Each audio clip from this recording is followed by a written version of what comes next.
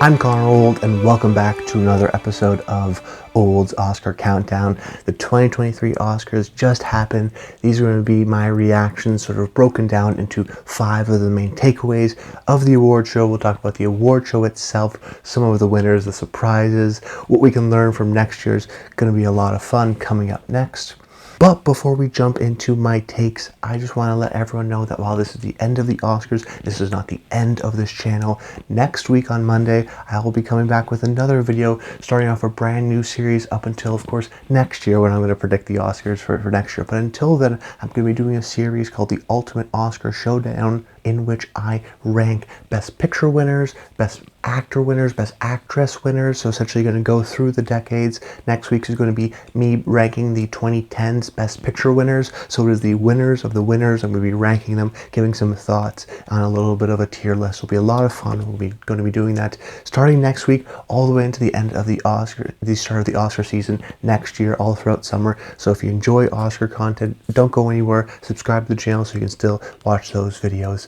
But jumping into things, I wanted to structure this video into these sort of 5 main takeaways from the award show. The first couple are about predicting and what we can learn for next year from a prognosticator, from a predicting kind of standpoint. And then the rest are a little bit more of my general thoughts and opinions of the winners and the show itself. So the first sort of takeaway I wanted to take away from the show is that Oscar sweeps still can happen. I mean, winning 7 Oscars, this is the most Oscars a Best Picture winner has won since 2008's Slumdog Millionaire.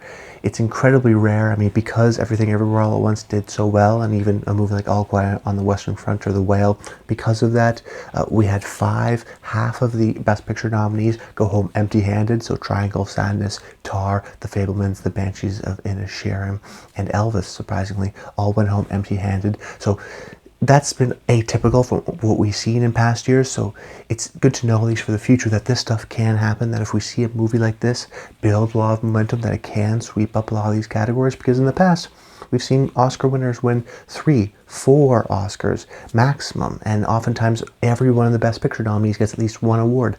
That didn't happen this year, so we have to realize that while that's a trend, and while that's been happening historically, it's not guaranteed to happen every year. I think that's important to note. My second takeaway is that the BAFTAs stink. Just kidding, of course, but man, this year they did really poorly when it came to predicting. They got Best Picture wrong, Best Director wrong, all 4 acting categories wrong, even some of the technical categories too. Best Production Design, it got wrong. Best Makeup and Hairstyling, it got wrong. Best Costume Design, it got wrong. You know, the BAFTAs have been in recent years pretty predictive of the Oscars, including the acting categories. I mean, if you look at the past 10 years, the acting categories either go 4 for 4 with the Oscars or 3 for 4 with the Oscars. They went 0 for 4 at the Oscars. That was surprising. SAG had the sort of stranglehold in terms of predicting 4 for 4, so I thought it was going to be a little bit of a split. BAFTA got some right, SAG got some right, but BAFTA got completely wrong. Interesting to see as we go into next year, maybe this new Academy and the BAFTAs have a little bit of a difference in terms of their winners, but the BAFTAs have been totally wrong this year at least, so we'll have to keep that in mind for next year in terms of predicting the possible winners at BAFTAs. While they have been good very recently, this one really hurts, I think, their overall reputation. Particularly when you have a movie like All Quiet on the Western Front doing really well at the BAFTAs, yet not winning in a category like Production Design, but then winning in a category in Production Design at the Oscars. Very strange how things lined up. That was probably the biggest surprise of the night in terms of a real upset, being a Production Design for All Quiet on the Western Front, and then of course getting all those acting categories wrong. Then my third takeaway is that things ended up in probably the best way possible. The Best Picture winner, Everything Everywhere All at Once, I think will be a movie that's well remembered and well regarded. Even though it has that Best Picture status, I think it will be well received years down the line, so sort of a deserving winner there. A lot of the acting categories, even though they're not my personal picks, I think there's going to be some categories, like we're going to look back and go, wait, Cate Blanchett didn't win for playing Lydia Tarr? What? Colin Farrell didn't win for The Banshees of Inisherin and have that such great year? Who did win?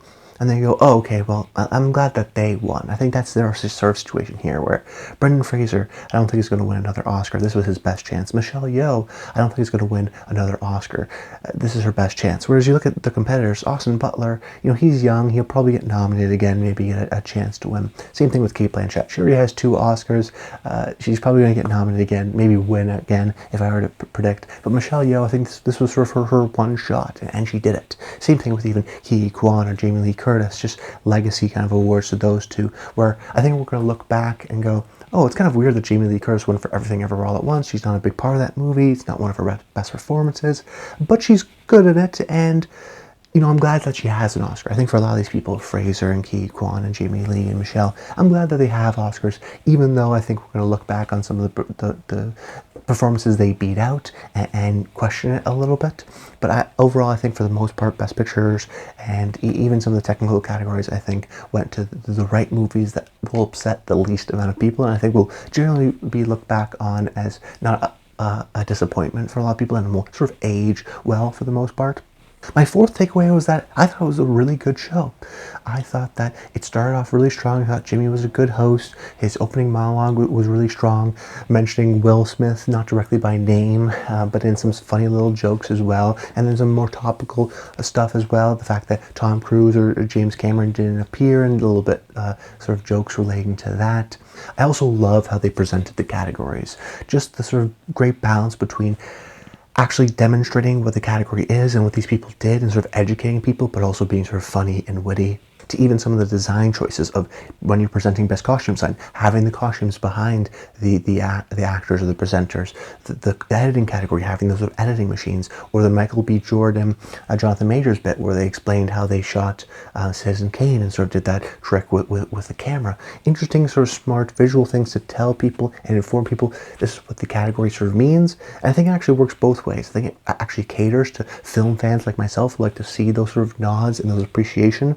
And then also I think to new people who are watching the Oscars for the first time who don't totally understand it, the more casual viewer can have the full grasp of what this person actually does. And then even just the fact that they have the nominees on the screen behind them, I thought was a really sort of smart design choice. So you had a capable host in Jimmy Kimmel with sort of smart design choices and programming decisions. Now there were some issues for sure. I mean, like every award show, the sort of middle is a bit of a slog. I didn't really love how they did a bit where they went into the audience and sort of cut the Avatar visual effects team's speech really quickly just to sort of do a mediocre bit.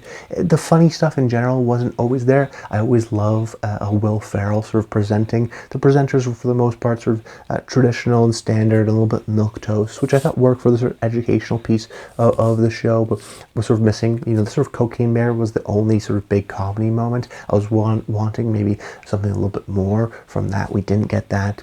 But the song performances were really great too, whether it be Rihanna or Lady Gaga or Natu Natu. I thought they were really well done and well executed and had a lot of passion. And oftentimes the best song categories for me in those performances drained down the show, and these ones actually lifted it up. And so I thought that was well done. And even some of the pacing of, okay, we're going to do supporting actor categories early on, then we're going to do screenplay, then we're actually going to have a couple more technical categories, then we're going to go into director, picture, and whatnot. So they actually spread it out quite nicely. Overall, I thought it was a pretty terrific show. And then my fifth and final takeaway is that Everything Everywhere All at Once has cemented itself, I think, as like an all-time classic. I do think this is going to be a movie that we look upon 30 years from now with positivity. Certain movies like Green Book, which was a movie I really liked, I think already has developed a bit of a negative reputation, whether it be online or from critics. But I do think Everything Everywhere All at Once, because it has that strong critical reception, it already has sort of a cult following of fans. I think it will be well appreciated. Now listen, it won Best Picture, it had all of these Oscar wins, so just the fact that it beat out movies that I think a lot of people like Fabelmans or Tar or The Banshees of Inisherin, it's going to have a little bit of a backlash because of that. There's nothing you can do about that. Every Best Picture winner has a little bit of a backlash because it's almost not cool to like the sort of big winner. You always want to be like, actually, Tar's a little bit better, and be a little bit, try to be a little bit more cool and eccentric or whatnot. That's just the truth of the matter when it comes to Best Picture winners. You can't avoid that, but I do think in the grand scheme of things, we'll be looking at this movie like an all-time classic. And just the fact that it's already cemented itself in Oscar history because it won 3 acting awards: Best Picture, Best Director, Best Screenplay, and, you know, a technical award in editing too. It's a sweep that we don't really see, and I don't think we will see too often in the modern Academy, in the modern Oscars as well. You know, it didn't win the Big Five, which is the sort of historical Oscar category where you win Best Actor, Best Actress, Screenplay, Director, and Picture, but it won arguably even a better situation than the Big Five because it won 3 acting awards and Picture and Director and Screenplay. That's a real achievement, I think, because of the celebration of the movie before the Oscars, plus the combination of the Oscars. I do think this is going to be a movie that we'll be talking about, years from now. And then also maybe another part of this is A24, I think, has cemented itself as an all-time classic in many ways because, you know, they're the sort of modern day Miramax, where they started off at these sort of small indie, didn't think that we could do it, surprise win for Moonlight, then they started to be more of a juggernaut and powerhouses, and then you look at this year's Oscars, in which they win every single above the line category except for Best Adapted Screenplay, and guess what, they didn't have a movie nominated for Best Adapted Screenplay. I mean, they won all 4 acting awards, Picture, Director, Screenplay, all the above the line. Now it's at a point where I think A24 is the sort of modern day Miramax, where if you want to win an Oscar, you have to make a movie with A24. And I think that's indicative, where we had Netflix really trying for a long time, and then Apple actually becomes the first streamer. Now A24 coming back again since Moonlight and really dominating this year with Everything Everywhere All at Once and The Whale. So just an overall historic night to everyone, including A24 and Everything Everywhere All at Once.